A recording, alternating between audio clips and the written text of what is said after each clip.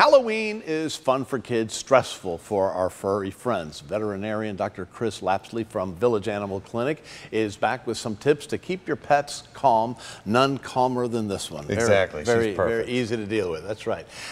Between the doorbell, the costumes, the kids, any normal routine goes out the door. It's a completely different night, like no other, for sure. Chaos, for sure. Exactly. So what do you do? I mean, you know, some dogs react differently, let's say, and cats go hide under the bed. Exactly. So you do everything you can to keep these guys as normal as possible, which, you know, that's a little unrealistic. So if they're comfortable in their crates, things like that, maybe move them to a different room where they're a little further from the activity, from that front door. Just keep them as calm as you can, and you know your dog's triggers, what they want, what they don't want. True. And just kind of do as much as you can with that.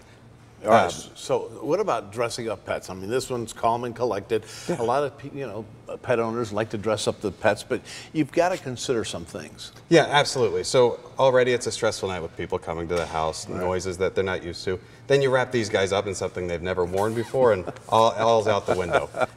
So you want to make sure that if it's a costume, masks are probably not the best idea for a dog. Oh, yeah. Especially adding to all that stress. And then you want to make sure the costume has the integrity where they won't be able to chew it up, chew pieces off. Especially if it's a homemade one, you got to consider those pieces are really easily, they could be in their stomach in a couple seconds. Well, yeah, I mean, even store-bought, it's got so many, fake items in it, it's not good for the animals. Yeah, and even a girl like her has been able to chew on this a little bit, which I was not anticipating. So just always be aware. All right, so you talked a little bit about calming them down when the doorbell rings. Yes. Some more tips about that. So if you know your dog, if your dog is a dog that freaks out, if your dog is, terrified of fireworks, all that stuff, you might want to give me a call or call your vet and say, hey, what can I do for this? We do have some mild anxiety medications that we can give these guys if we feel it to be safe for them, which can be a tremendous benefit.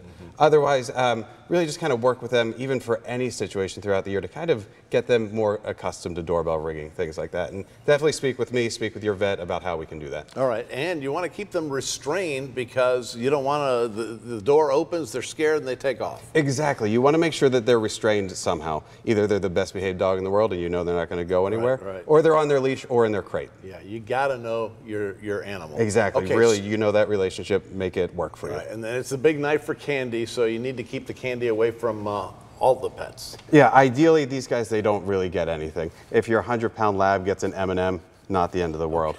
But if your 4 or 5-pound guy goes and destroys the bowl, you're looking for some trouble, either sometimes even up to heart issues from that. So being as aware of your pet and the bowl of chocolate, that's important. Chocolate is the biggest offender, and it's probably the most popular thing at Halloween. Yeah, as far as we see, and I'll tell you, when I used to be in emergency medicine, every Halloween we're getting calls, what do we do, what do we do?